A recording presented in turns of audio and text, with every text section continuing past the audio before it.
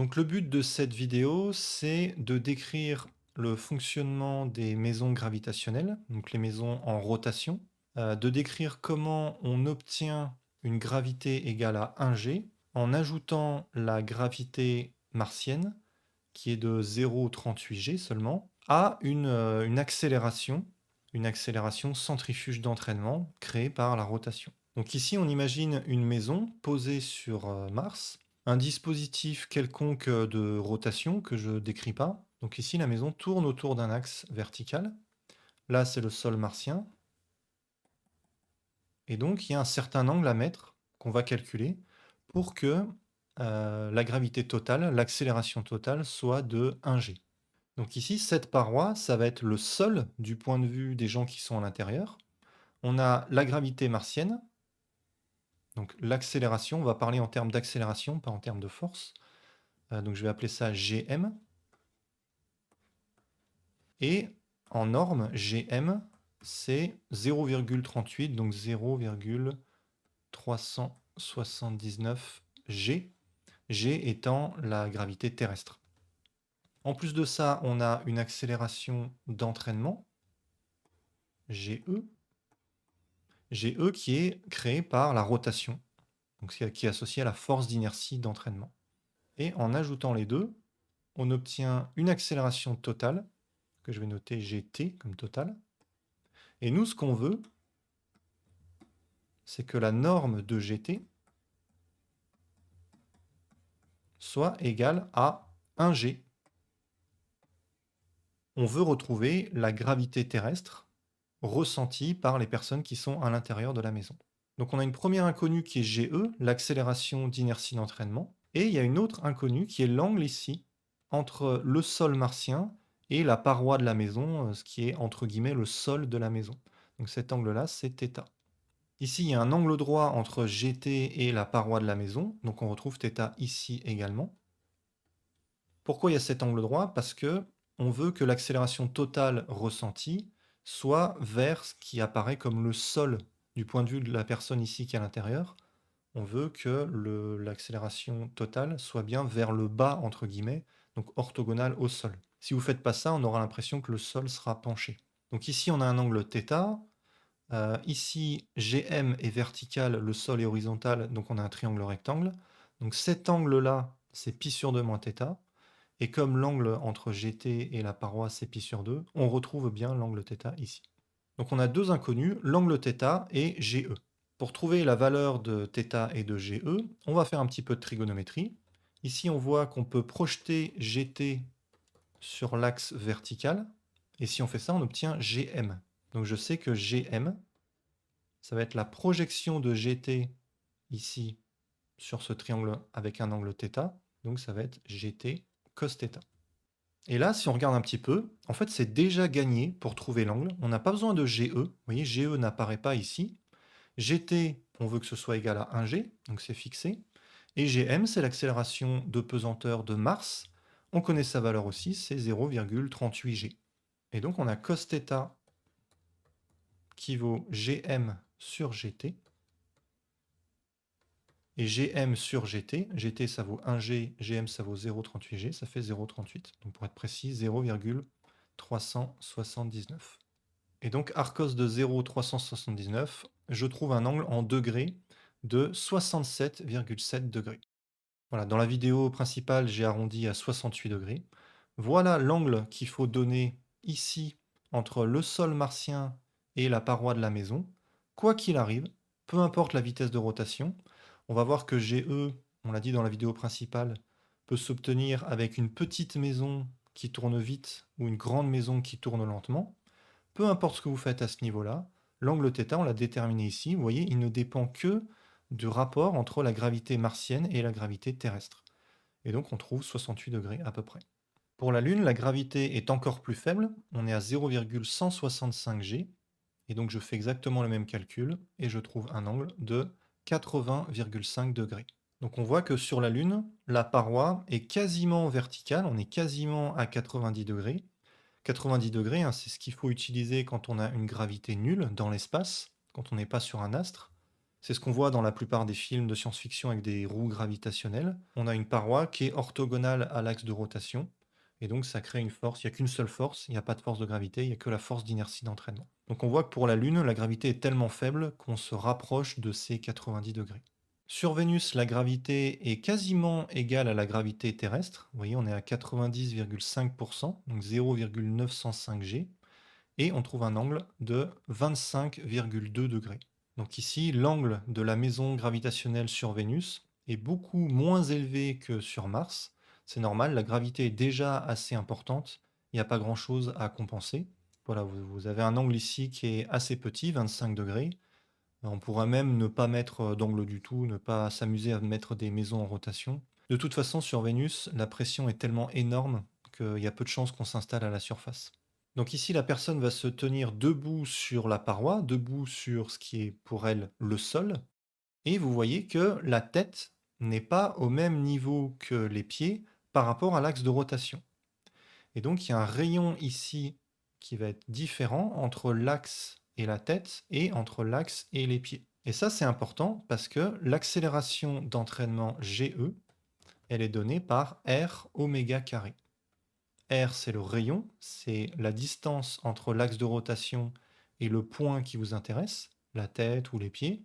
Et oméga, c'est la vitesse de rotation, la vitesse angulaire. Donc ici, vous avez l'axe de rotation. Là, ici, on a la paroi. Donc la distance entre le point où sont situés les pieds de la personne et l'axe, cette distance, je note ça R. Et la vitesse de rotation, je note ça oméga. Donc c'est la dérivée de l'angle par rapport au temps. Et donc, vous voyez que ça dépend du rayon. Donc si la tête, elle est plutôt ici, une certaine distance ici, je schématise la personne comme un segment. Donc ça, c'est la taille de la personne. On va dire que la tête est à 1,70 m du corps. Ici, je rappelle, on a un angle entre le sol et la paroi qui vaut θ. Là, j'ai l'angle complémentaire, pi sur 2 moins θ. Là, j'ai θ. Là, j'ai pi sur 2 moins θ. Et donc, je retrouve θ ici. Et donc, cette distance ici, pour l'obtenir, je vais dire que sinus θ, c'est opposé, donc cette distance que je vais appeler x, sur l'hypoténuse ici qui vaut 1,70 m. Sinus θ, ça vaut 0,92, et donc ça fois 1,70 m, je trouve 1,57 m. Et donc si par exemple je prends un rayon égal à 5 mètres, la distance qui va m'intéresser c'est r moins x, la distance avec l'axe de rotation. La distance entre ce point et l'axe, c'est donc r moins x. Et donc l'accélération au niveau de la tête, ce sera plus r oméga carré, ce sera r moins x oméga carré.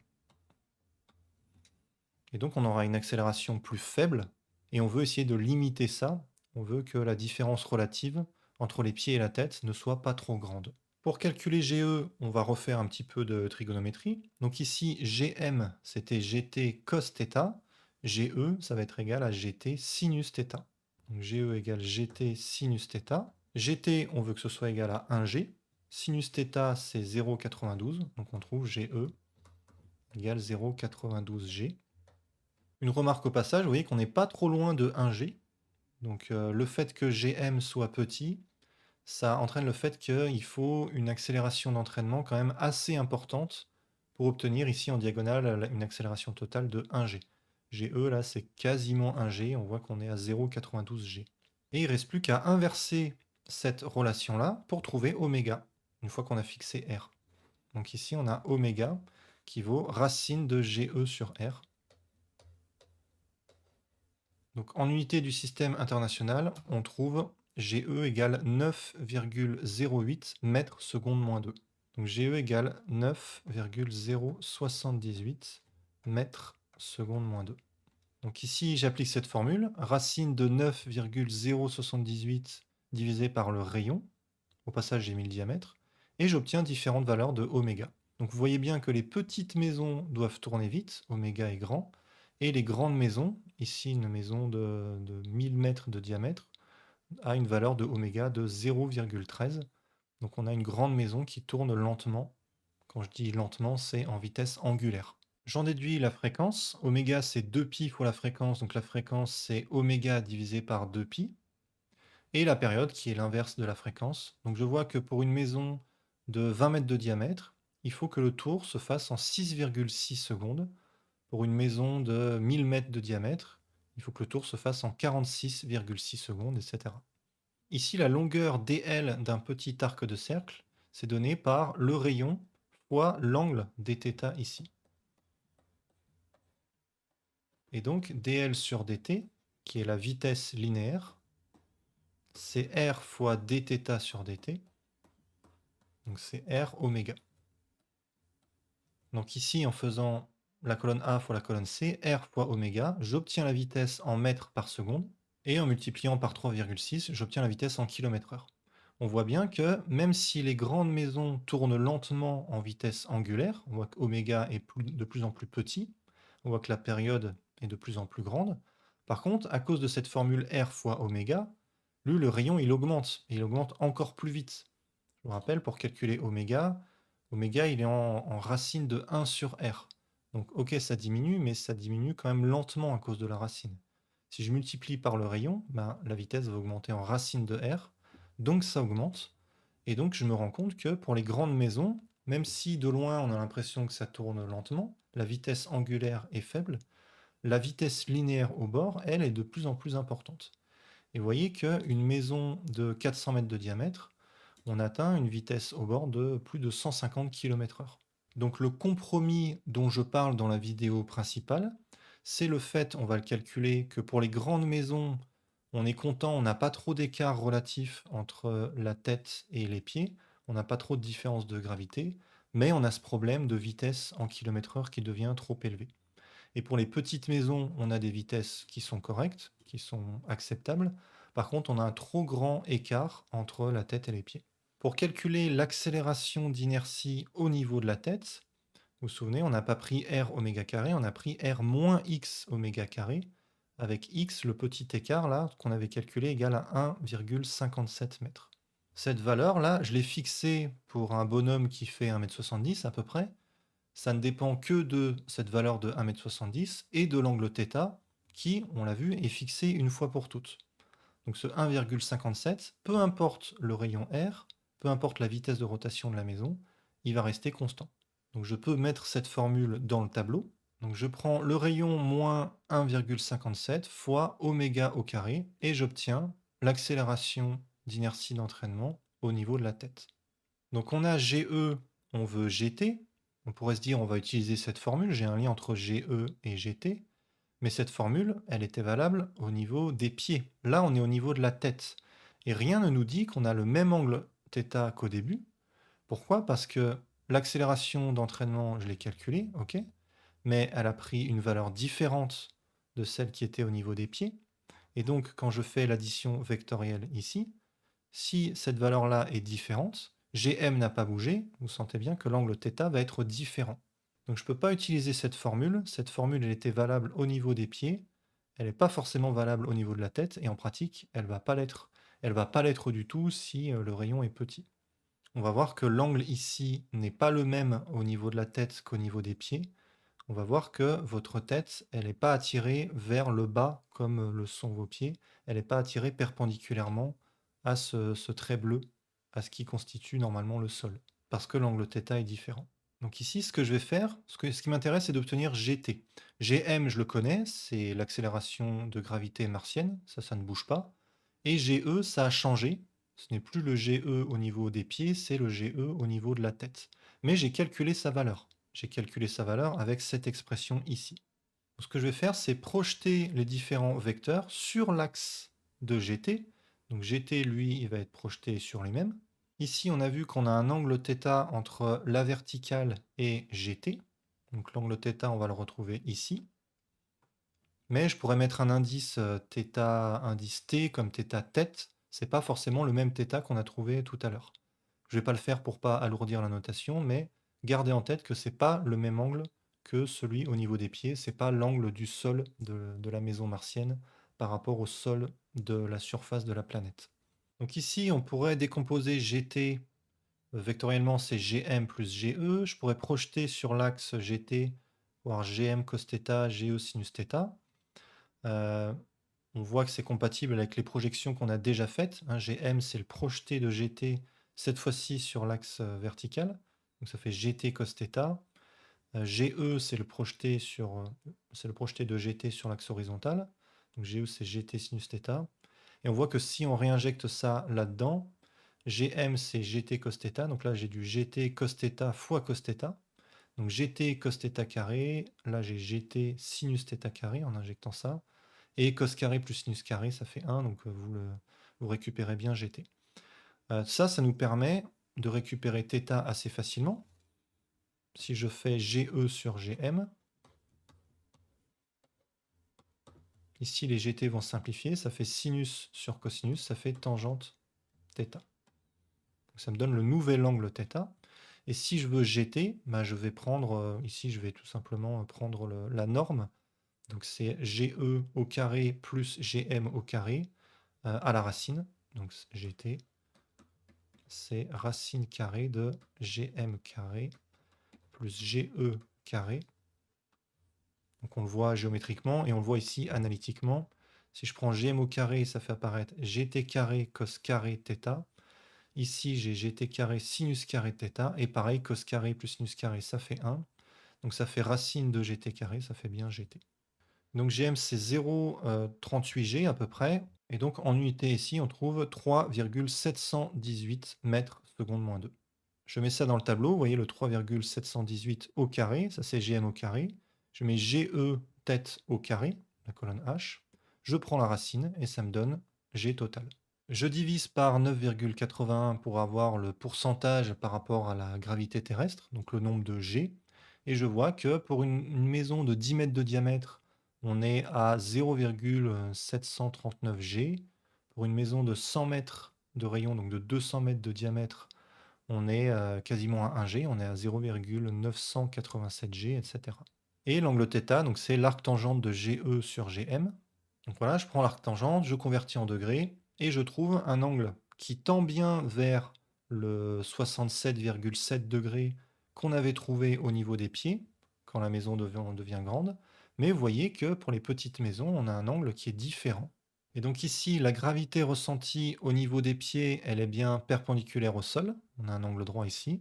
Par contre, au niveau de la tête, ben, l'angle entre la verticale et la gravité qui nous intéresse, il est plus petit que prévu.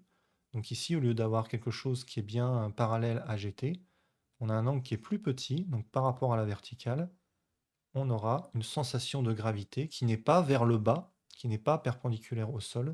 Et donc ça va être gênant en plus des autres effets. J'ai pris cette ligne-là pour avoir un bon compromis. Donc un rayon de 67 mètres, un diamètre donc de 134 mètres. Ici, si je calcule la vitesse en km/h, on est à 89 km/h. Donc ça reste encore raisonnable. On peut imaginer un rail qui fait le tour de la maison, qui accélère progressivement et qui amène les habitants dans la maison ou qui les fait ressortir. Donc on n'est pas sur ces vitesses extrêmes là où ça dépasse les 200-300 km/h pour les très grandes maisons. Et en même temps, vous voyez ici l'angle est très proche de 67,7, on est à 67,2. Donc notre tête est bien attirée quasiment à la verticale, perpendiculairement au sol. La gravité totale, elle n'est pas à 1 G, elle est à 0,98 G, mais c'est déjà pas mal. On n'a que 2% d'écart entre la tête et les pieds. Contre, regardez ici, là on est à 0,74 G. C'est vraiment trop faible ça. Pour les grandes maisons, on est quasiment à 1 G, vous voyez 0,999, mais il y avait ce problème de vitesse en km/h trop élevé. Donc là, je trouve qu'on a un bon compromis. Après, ça se discute, il faut voir, il faut faire les expériences. Est-ce que 2% c'est suffisant? Peut-être que c'est même une marge trop grande, peut-être que 5% ça suffit, je ne sais pas. Peut-être qu'on finit par s'habituer. Donc hein, il y a plusieurs problèmes hein, quand vous avez cet écart. Il y a l'écart entre la tête et les pieds. Il y a la force de Coriolis. Il y a l'angle qui n'est pas le même que l'angle au niveau des pieds. Donc ça fait plusieurs effets qui s'accumulent. Peut-être qu'ils peuvent se compenser, mais en tout cas, plus on se rapproche de 1 G, plus l'angle est le bon et plus on se rapproche des conditions terrestres. Donc là, quand on est dans la maison, on est très très bien. Le souci, c'est pour y entrer, vous voyez, on a une vitesse en km/h qui est trop élevée. Donc vu de loin, vous imaginez la maison qui est sous la forme d'un disque, et vous avez un rail comme ça, avec un wagon qui accélère et qui se met à la bonne vitesse, à la même vitesse de rotation que la maison, pour pouvoir faire entrer avec un sas la personne dedans. Et pareil pour sortir. Si cette vitesse-là est trop élevée, ben, ça peut poser des problèmes. Ça veut dire encore plus d'énergie, ça veut dire beaucoup d'énergie pour faire tourner la maison. Le moindre frottement va créer des pertes importantes d'énergie, etc. Voilà pourquoi il faut trouver un compromis. Donc ici, j'ai pris une maison de 134 mètres de diamètre, donc avec ce fameux 2% d'écart pour la gravité ressentie au niveau des pieds et de la tête. Et quoi qu'il arrive, l'angle ici, l'angle θ entre le sol martien et la paroi de la maison qui va jouer le rôle du sol pour les habitants à l'intérieur, cet angle θ, il faut qu'il soit égal à 67,7 degrés.